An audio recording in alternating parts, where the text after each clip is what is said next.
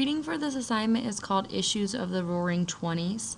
You guys also have a set of, let me put up here, reading questions that you have as well. So what I'll do is I'll read the questions that pertain to the section that I'm reading before I read them. But what I want you to do is also have a hard copy of this worksheet out in front of you so you can answer the questions as we're reading, if you hear one of them being answered. So for the first section, the questions that I want you to focus on are, who were the Pankhurst women? What did deeds not words mean? Who was Alice Paul? What was NAWSA? What was the purpose and then the result of the suffrage parade on March 3rd, 1913? In what way did the political strategies of Carrie Chapman Catt and Alice Paul differ? What was the NWP and what did it do? What happened to suffragettes when they were arrested? Why did President Wilson reverse his position on women's suffrage? And after suffrage was achieved, why did the women's movement lose momentum? So you're going to focus on those questions as I'm doing this reading. I would, again, have this worksheet in front of you in a hard copy so you can record answers as they come up in the reading. So, Issues of the Roaring 20's. The 1920s, an overview. In 1931, a journalist named Frederick Lewis Allen published a volume of informal history that did more to shape the popular image of the 1920s than any book ever written by a professional historian. The book, Only Yesterday, depicted the 1920s as a cynical, hedonistic interlude between the Great War and the Great Depression, a decade of dissipation, jazz bands, raccoon coats, and bathtub gin. Allen argued that World War I shattered Americans' faith in reform and moral crusades, leading the younger generation to rebel against traditional taboos while their elders engaged in an orgy of consumption and speculation. The popular image of the 1920s as a decade of prosperity and righteous living and of bootleggers and gangsters, flappers and hot jazz, flagpole sitters and marathon dancers is indelibly etched in the American psyche. But this image is also profoundly misleading. The 1920s was a decade of deep cultural conflict. The pre-Civil War decades had fundamental conflicts in American society that involved geographic regions. During the Gilded Age, conflicts centered on ethnicity and social class.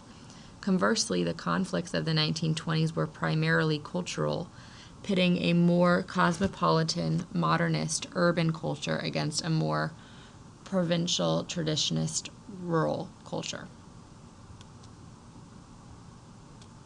Let me scroll down here. The decade witnessed a titanic struggle between an old and a new America. Immigration, race, alcohol, evolution, gender politics, and sexual morality all became major cultural battlefields during the 1920s. Wets battled dries, religious modernists battled religious fundamentalists, and urban ethnics battled the Ku Klux Klan.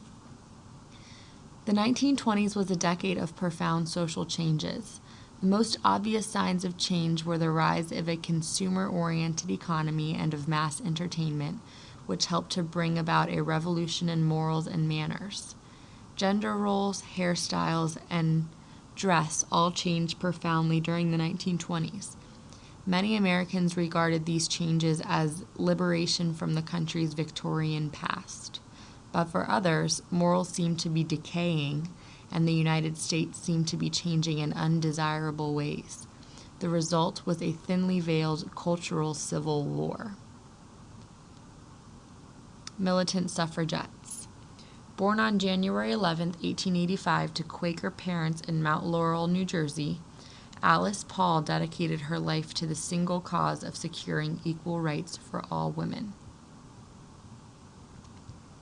Though Alice's upbringing was steeped in suffrage ideals, it was during her stay in England that she was transformed from a reserved Quaker girl into a militant suffragist. After working in the settlement movement in New York, Paul left for Birmingham, England in 1907 to study social work at the Woodbrook settlement. One day she passed a crowd jeering a female speaker and stopped to observe the chaos. The woman, who had been speaking about women's suffrage, was jeered so loudly she couldn't be heard and was forced from the stage by an unruly crowd.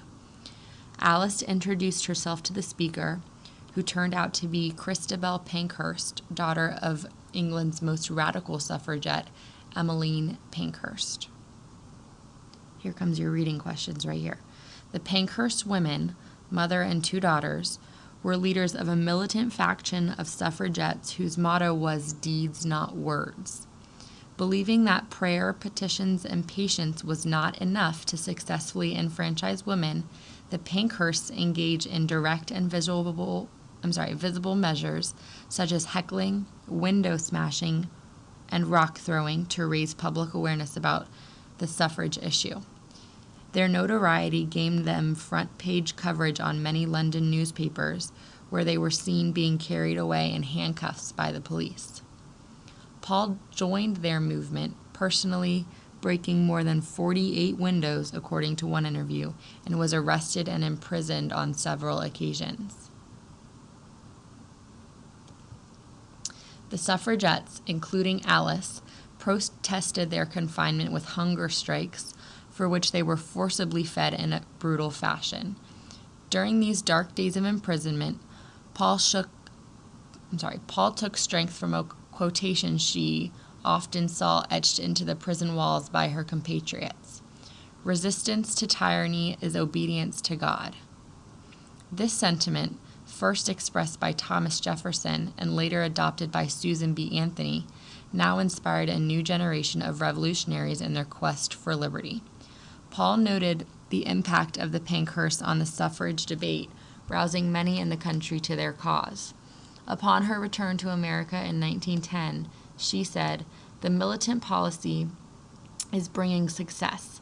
The agitation has brought England out of her lethargy, and women of England are now talking of the time when they will vote instead of the time when their children would vote, as was the custom a year or two back." Paul believed that English suffragettes had found the path to victory and continued to elude American suffragists. Paul meets NAWSA and the President. Paul returned to her home country in 1910 imbued with the radicalism of the English suffrage movement and a determination to reshape and re-energize the American campaign for women's enfranchisement. While a student at the University of Pennsylvania, she joined the National American Women's Suffrage Association, or NAWSA. She was quickly appointed as head of the congressional committee in charge of working for a federal suffrage amendment, a secondary goal to the NAWSA leadership. In 1912, Alice Paul and two friends, Lindsay Burns and Crystal Eastman, headed to Washington, D.C. to organize for suffrage. With little funding, but in true Pankhurst style, Paul and Burns organized a publicity event to gain maximum national attention. An elaborate and massive parade by women to march up Pennsylvania Avenue and coincide with Woodrow Wilson's presidential inauguration. The parade began on March 3, 1913, with the beautiful lawyer, activist, and socialite Anne Millie Holland leading the procession, dressed in Greek robes and astride a white horse. The scene turned ugly, however, when scores of male onlookers attacked the suffragists, first with insults and obscenities, and then with physical violence, while police stood by and watched. The following day, Alice's group of suffragettes made headlines across the nation, and suffrage became a popular topic of discussion among politicians and the general public alike. National Women's Party, picketing, and prison. Although both Carrie Chapman Catt, NAWSA president, and Alice Paul shared the goal of universal suffrage, their political strategies could not have been more different or incompatible. Where NAWSA concentrated a majority of its effort upon state campaigns, Paul wanted to focus all energy and funding upon a national amendment. While NAWSA endorsed President Wilson and looked to members of the Democratic Party as allies, Alice Paul wanted to hold Wilson and his party responsible for women's continued disenfranchisement, a tactic of British suffragettes. In 1914, after initially forming a semi-anonymous group called the Congressional Union, Paul and her followers severed all ties to NAWSA and, in 1916, formed the National Women's Party, NWP. The NWP organized silent centennials to stand outside the White House holding banners inscribed with incendiary phrases directed towards President Wilson. The president initially treated the picketers with bemused condescension, tipping his hat to them as he passed by. However, his attitude changed when the United States entered World War I in 1917. Few believed that suffragettes would dare picket a wartime president, let alone use the war as their written censures, calling him Kaiser Wilson. Many saw the suffragettes' wartime protests as unpatriotic, and the centennials, including Alice Paul, were attacked by angry mobs. The picketers began to be arrested on the trumped-up charge of obstructing traffic and were jailed when they refused to pay the imposed fine. Despite the danger of bodily harm and imprisonment, the suffragettes continued their demonstrations for freedom unabated.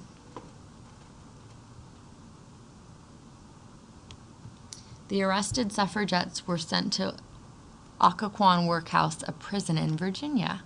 Paul and her compatriots followed the English suffragette model and demanded to be treated as political prisoners and staged hunger strikes. Their demands were met with brutality as suffragists, including frail older women, were beaten, pushed, and thrown into cold, unsanitary, and rat-infested cells. Arrests continued and conditions at the prison deteriorated. For staging hunger strikes, Paul and several other suffragettes were forcibly fed in a torturous method. Prison officials removed Paul to a sanitarium in hopes of getting her declared insane. When news of the prison conditions and hunger strikes became known, the press, some politicians, and the public began demanding the women's release. Sympathy for the prisoners brought many to support the cause of women's suffrage. Upon her release from prison, Paul hoped to ride this surge of goodwill into victory. The 19th Amendment. In 1917, in response to public outcry about the prison abuse of suffragists, President Wilson reversed his position and announced his support for a suffrage amendment, calling it a war measure. In 1919, both the House and Senate passed the 19th Amendment, and the battle for state ratification commenced. 3/4 of the states were needed to ratify the amendment. The battle for ratification came down to the state of Tennessee in the summer of 1920. If a majority of the state legislature voted for the amendment, it would become law. The deciding vote was cast 24-year-old Harry Byrne, the youngest member of the Tennessee Assembly. Originally intending to vote no, Byrne changed his vote after receiving a telegram from his mother asking him to support women's suffrage. On August 18, 1920, Tennessee ratified the 19th Amendment. 6 days later, Secretary of State Colby certified the ratification, and, with the stroke of his pen, American women gained the right to vote after a 72-year battle. August 26th is now celebrated as Women's Equality Day in the United States. The New Woman. In 1920, after 72 years of struggle, American women received the right to vote. After the 19th Amendment passed, reformers talked about female voters uniting to clean up politics, improve society, and end discrimination. At first, male politicians moved aggressively to court the women's vote, passing legislation guaranteeing women's rights to serve on juries and hold public office. Congress also passed legislation to set up a national system of women's and infants' health care clinics, as well as a constitutional amendment prohibiting child labor, a measure supported by many women's groups. The early momentum quickly dissipated, however, as the women's movement divided within and faced growing hostility from without. The major issue that split feminists during the 1920s was a proposed equal rights amendment to the Constitution outlawing discrimination based on sex. The issue pitted the interests of professional women against those of working-class women, many of whom feared that the amendment would prohibit protective legislation that stipulated minimum wages and maximum working hours for female workers. The women's movement also faced mounting external opposition. During the Red Scare following World War I, the War Department issued the Spiderweb chart, which linked feminist groups to foreign radicalism. Many feminist goals were unachieved in the mid-1920s. Opposition from many southern states and the Catholic Church defeated the proposed constitutional amendment outlawing child labor.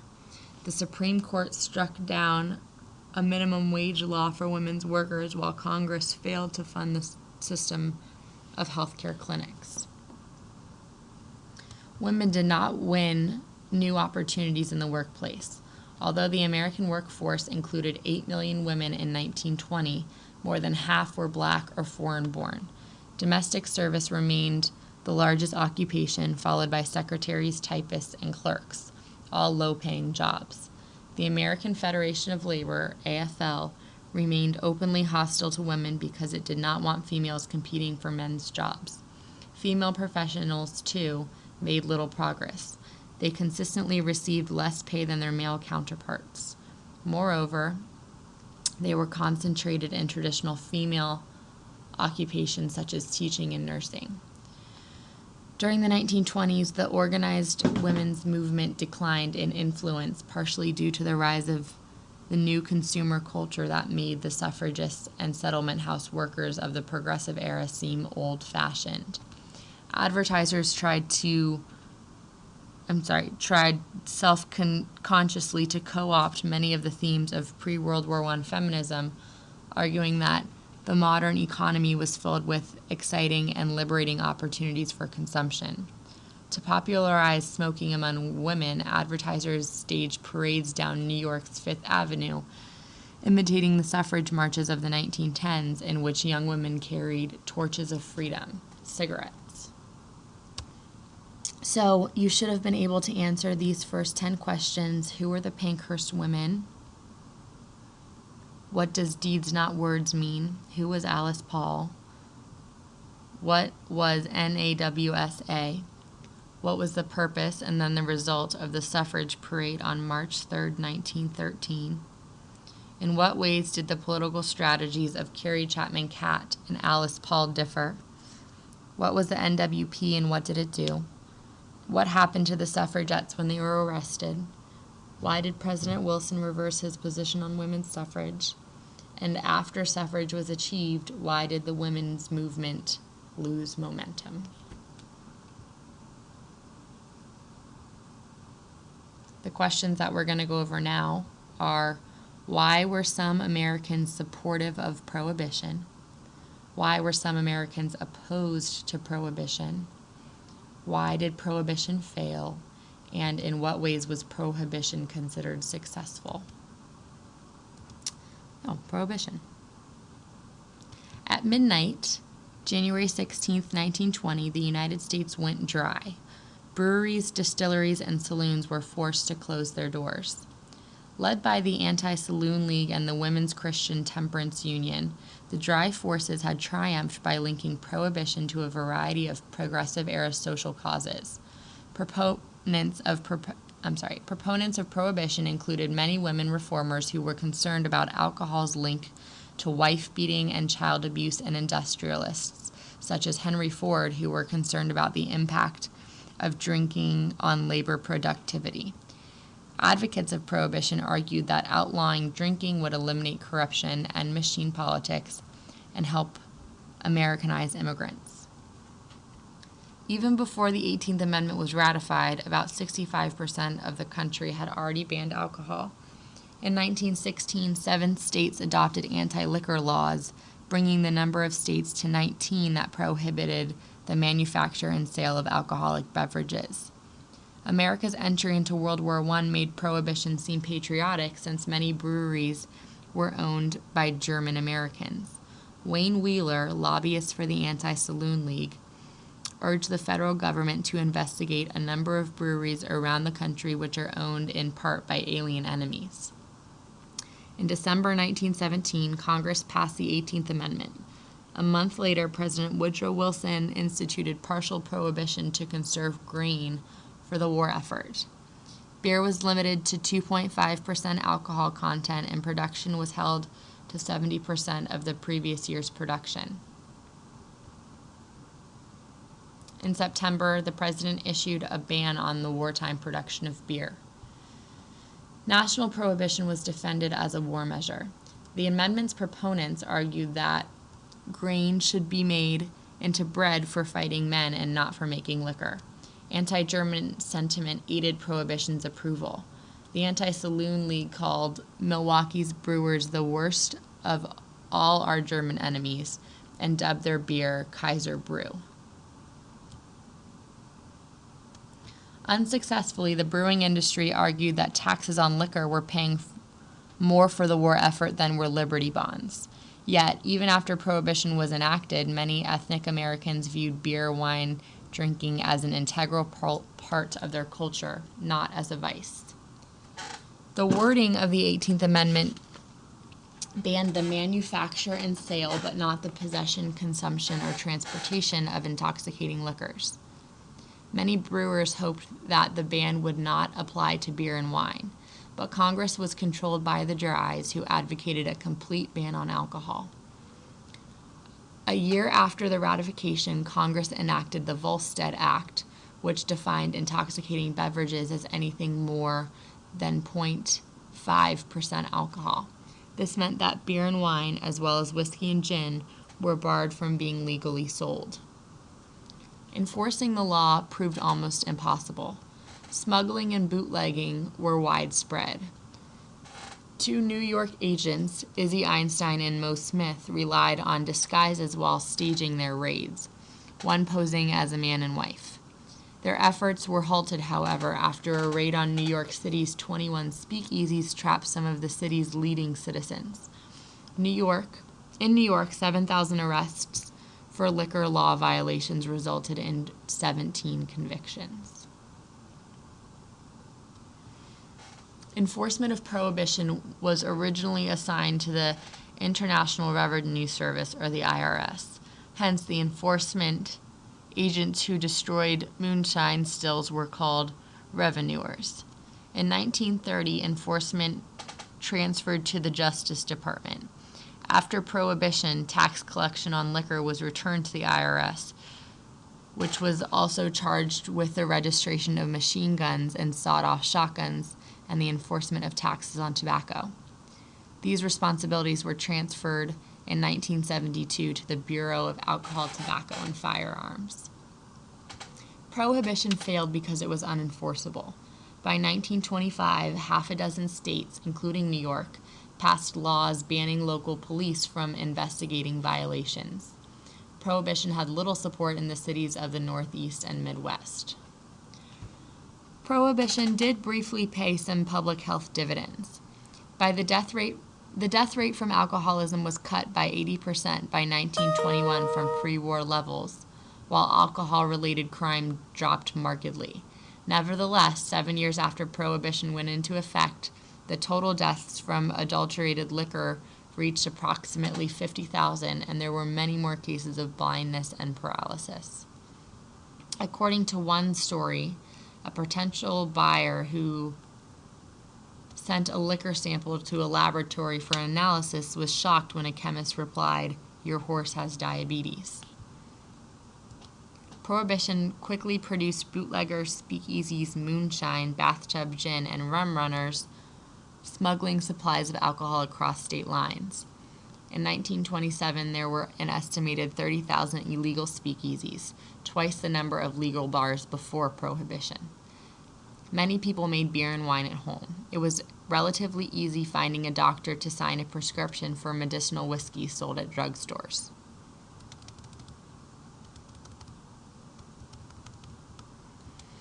In 1919, a year before Prohibition went into effect, Cleveland had 1,200 legal bars. By 1923, the city had an estimated 3,000 illegal speakeasies, along with 10,000 stills. An estimated 30,000 city residents sold liquor during Prohibition, and another 100,000 made home brew or bathtub gin for themselves and friends. Prohibition also fostered corruption and contempt for law and law enforcement among large segments of the population. Harry Daugherty, Attorney General under Warren Harding, accepted bribes from bootleggers. George Remus, a Cincinnati bootlegger, had 1,000 salesmen on his payroll, many of them police officers. He estimated that half his receipts went as bribes. Al Capone's Chicago organization reportedly took in $60 million in 1927 and had half the city's police on its payroll. Popular culture glamorized bootleggers like Chicago's Capone. These symbols served as the model for the central characters in films such as Little Caesar and Scarface. In rural areas, moonshiners became folk heroes. The fashion of the flapper, dancing the Charleston in a short skirt, was incomplete without a hip flask. Prohibition created a huge consumer market unmet by legitimate means. Organized crime filled that vacuum left by the closure of the legal alcohol industry. Homicides increased in many cities, partially as a result of gang wars, but also because of an increase in drunkenness. Prohibition devastated the nation's brewing industry. St. Louis had 22 breweries before Prohibition. Only 9 reopened after Prohibition ended in 1933. Anheuser-Busch made it through Prohibition by making ice cream, near beer, corn syrup, ginger ale, root beer, yeast, malt extract, refrigerated cabinets, and automobile and truck bodies. The jobs and tax revenue that a legal liquor industry would generate looked attractive as the country entered the Depression. During his presidential campaign in 1932, New York Governor Franklin D. Roosevelt, who never hid his fondness for martinis, called for Prohibition's repeal. The noble experiment ended at 3:32 p.m. December 5, 1933, when Utah became the 36th state to ratify the 21st Amendment repealing Prohibition. By then, even some proponents admitted that the 18th Amendment resulted in evil consequences. The Reverend Sam Small, an evangelist and temperance advocate, said that Prohibition had created an orgy of lawlessness and official corruption.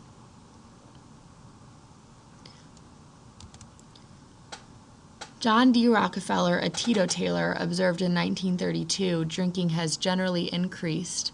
The speakeasy has replaced the saloon. A vast army of lawbreakers has been recruited and financed on a colossal scale.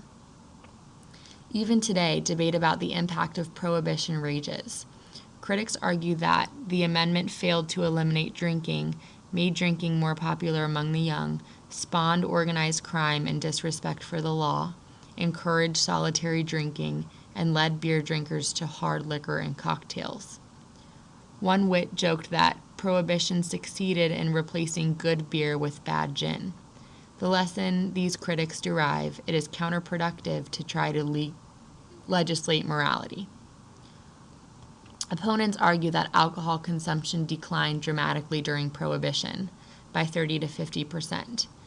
Deaths from cirrhosis of the liver for men fell from 2.9 per 100,000 in 1911 to 10.7 per 100,000 in 1929. Was Prohibition a noble experiment or a misguided effort to use government to shape morality? Even today, the answer is not entirely clear. Alcohol remains a serious cause of death, disability, and domestic abuse. It was not until the 1960s that alcohol consumption levels returned to their pre-prohibition levels. Today, alcohol is linked each year to more than 23,000 motor vehicle deaths and to more than half the nation's homicides, and is closely linked to domestic violence. So you should be able to answer number 11, why were some Americans supportive of prohibition? Why were some Americans opposed to prohibition? Why did prohibition fail? And in what ways was prohibition considered successful? You should now be able to listen for, oh, no, I lied. Number 15, you should also be able to answer. Prohibition was created under the what amendment and repealed under the what amendment? So you should now be able to answer these upcoming questions. Who was John T. Scopes? Who were William Jennings Bryan and Clarence Darrow? What was the Scopes trial about? What happened to Scopes? And why was the Scopes monkey trial controversial? The Scopes monkey trial. The Scopes trial is one of the best known in American history because it symbolizes the conflict between science and theology, faith and reason, individual liberty and majority rule. The object of intense publicity, the trial was seen as a clash between urban sophistication and rural fundamentalism. The trial was further popularized by the 1955 play Inherit the Wind, which became a hit film in 1960. The play and subsequent movie cast the trial as a struggle for truth and freedom against repression and ignorance. In the summer of 1925, a young school teacher named John Scopes stood trial in Dayton, Tennessee for violating the state law against the teaching of evolution. Two of the country's most famous attorneys faced off in the trial. William Jennings Bryan, 65-year-old and a three-time Democratic presidential nominee, prosecuted. 67-year-old Clarence Darrow, who was a staunch agonistic and who had defended Nathan Leopold and Richard Lieb the year before, represented the defense. Bryan declared that the contest between evolution and Christianity is a duel to the death. The 5-year-old American Civil Liberties Union had taken out newspaper advertisements offering to defend anyone who flouted the Tennessee law. George Rapalia, a Dayton, Tennessee booster, realized that the town would get enormous attention if a local teacher was arrested for teaching evolution. He enlisted John Scopes, a science teacher and football coach, who arranged to teach George Hunter's Civic Biology, a high school textbook promoting Charles Darwin's arguments in The Descent of Man. The trial was marked by hoopla and carnival-like atmosphere. Thousands of people swelled to the town of 1,000.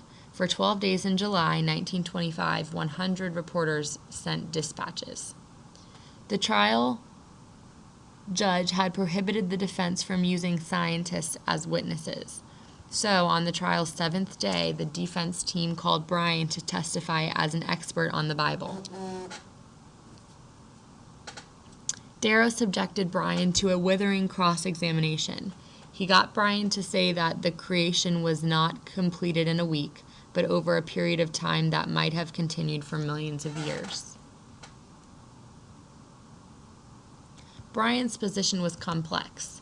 He opposed the mandated teaching of evolution in public schools because he thought the people should exercise local control over school curricula.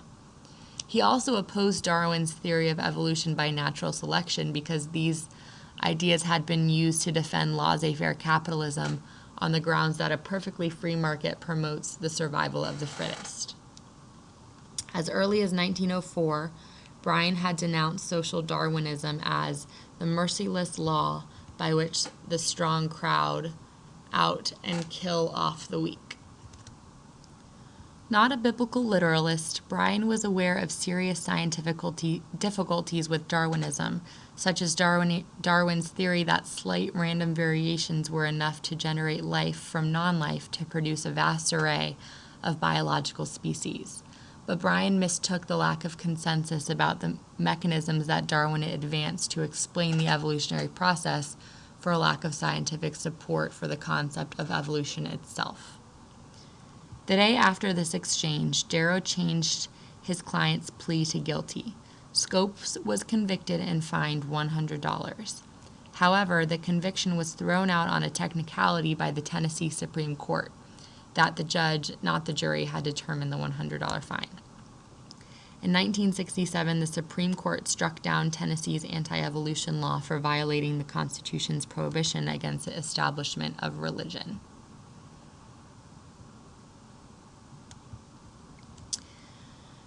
So you should be able to answer these questions. Who was John T. Scopes? Who were William Jennings Bryan and Clarence Darrow? What was the Scopes trial about? What happened to Scopes? Why was the Scopes monkey trial controversial? The last 6 questions you should be able to answer after we read this next section, or during. Number 21, who were Nicola Sacco and Bartolomeo Vanzetti? 22, what was the Red Scare? 23, who was A. Mitchell Palmer? 24, why was there public support for the arrest of Sacco and Vanzetti? 25, why were some opposed to their arrest? 26, what happened to Sacco and Vanzetti? And 27, why was the Sacco and Vanzetti trial controversial? Sacco and Vanzetti trial. During the 20th century, a number of trials have excited widespread public interests. One of the first cause celebrities was the case of Nicola Sacco, a 32-year-old shoemaker, and Bartolomeo Vanzetti, a 29-year-old fish peddler, who were accused of a double murder. On April 15, 1920, a paymaster and payroll guard carrying a factory payroll of $15,776 were shot to death during a robbery in Braintree, Massachusetts, near Boston. About 3 weeks later, Sacco and Vanzetti were charged with the crime. Their trial aroused intense controversy because it was widely believed that the evidence against the men was flimsy and that they were being prosecuted for their immigrant background and their radical political beliefs. Sacco and Vanzetti were Italian immigrants and avowed anarchists who advocated the violent overthrow of capitalism.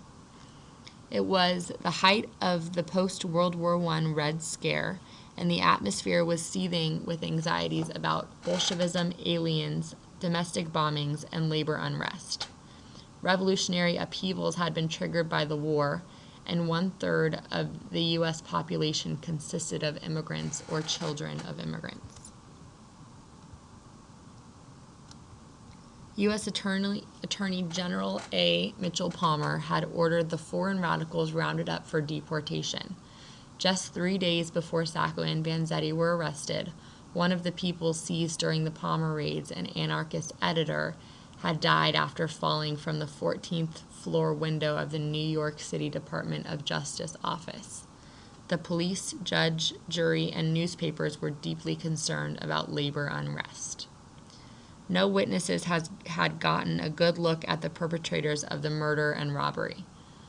The witnesses described a shootout in the street and the robbers escaping in a Buick, scattering tasks to deter pursuers. Anti-immigrant, anti-radical sentiment led the police to focus on local anarchists. Sacco and Vanzetti were followers of Luigi Ganelli, a radical Italian anarchist who had instigated a wave of bombings against public officials just after World War I. Carlo Valdinocci, a close associate of Galini, had blown himself up while trying to plant a bomb at Attorney General Palmer's house.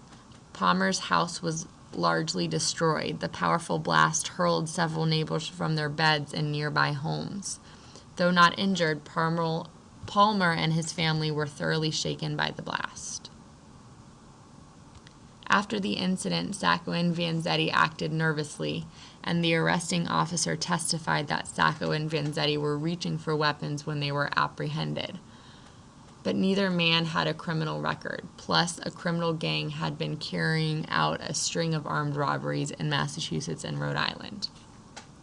Police linked Sacco's gun to the double murder, the only piece of physical evidence that connected the men to the crime. The defense, however, argued that the link was overstated. In 1921, Sacco and Vanzetti were convicted in a trial that was marred by prejudice against Italians, immigrants, and radical beliefs. The evidence was ambiguous as to the pair's guilt or innocence, but the trial was a sham. The prosecution played heavily on the pair's radical beliefs. The men were kept in an iron cage during the trial. The jury foreman muttered unflattering stereotypes about the Italians. In his instructions to the jury, the presiding judge urged the jury to remember their true American citizenship. The pair was electrocuted in 1927. As the guards adjusted his straps, Vanzetti said in broken English, "I wish to tell you that I am innocent and never connected with any crime. I wish to forgive some people for what they are now doing to me."